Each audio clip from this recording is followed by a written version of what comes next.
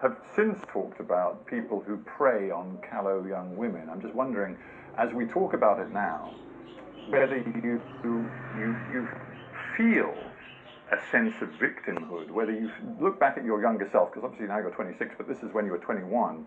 Do you look at that 21-year-old and feel that she was used, she was very much a victim? I feel like she didn't have the tools to identify that she was being taken advantage of, and that what she was being told was lies. Maybe not so much lies, but trying to manipulate me to doing what they wanted me to do. I don't really see myself as a victim. I don't like that word. I did make my own decisions, even though they were terrible decisions. I think that something needs to change in the way women are approached, if even they are approached. It is an industry, and it is a multi-billion-dollar industry, but at the heart of it are young people, and men and women, who are asked to and agree to perform sex acts in front of a camera. How much control, agency, did you have in the process of making those videos, which we now know have been viewed hundreds of billions of times? None. Very little. Other than kind of saying yes, no to one outfit or the other.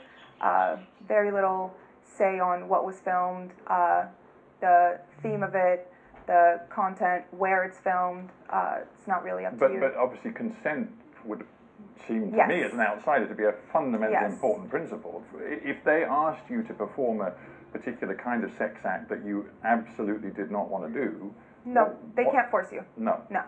You've talked interestingly in the recent past about the mindset you had when you were performing in the sex videos. You said that you sort of blacked out, and that now you look back, you can't actually remember very clearly a lot of the things you did. Do you try and explain to me what was going on in your head as you got deeper into this industry? I think that the word I couldn't quite grasp when I said that would be adrenaline.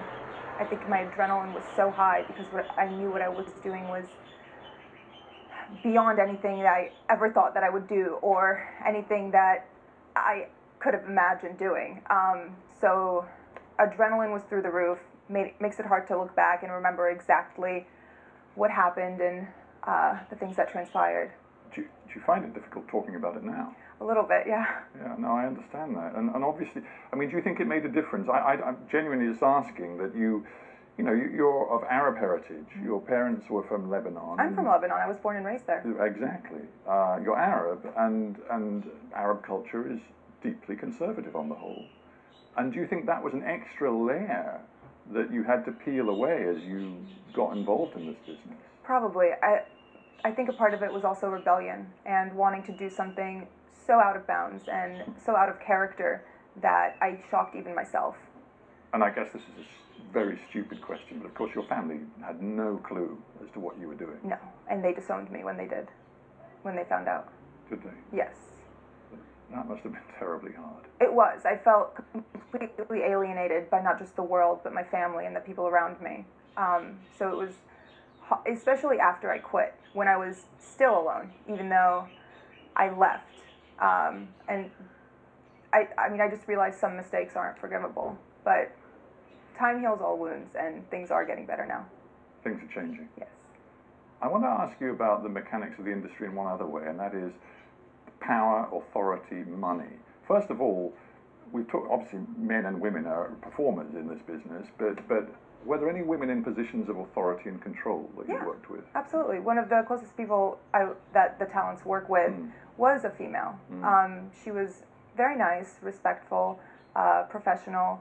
A lot of female employees in the back office, like VPs of sales and people on the tech side. So the offices are filled with women. And I asked her, I'm like, how did you find this job? Like, how do you apply for a job like this? Word of mouth, through a friend. The financial side of it is extraordinary too. After you made the video that I want to talk about in a moment, which involved you wearing the Islamic dress, the hijab, you, for a time, were the #1 most popular porn actress on Pornhub, which is this aggregator site for porn that is wildly popular throughout the world, it seems, and you were getting hundreds of millions of views. And yet, despite that, in the porn world stardom, you were paid a grand total for all the 12 sex videos you made. You were paid a grand total of $12,000 US. And yet you made millions and millions of dollars for both Bang Bros, the company that you worked with, and Pornhub, the aggregating site. How could that be? That's just how it is. I'm not the only one who was singled out by this. It's not like I had a terrible contract or a terrible manager. Not that I didn't have a manager or an agent. At all? No. No advisors, nothing at all? No. And you were 21 years, you were barely out of childhood, frankly. Yeah. No. I mean, the human brain doesn't fully develop until the age of 25. So my decision-making part of my brain still needed forming. There was no one to tell me what to do or to say this is wrong. This is important about the nature of the porn business, because you make a video, it lives forever online, and the more popular it gets, the more hits it gets. And we're not just talking about the United States. Many of your videos were, it seems, very popular in the Middle East.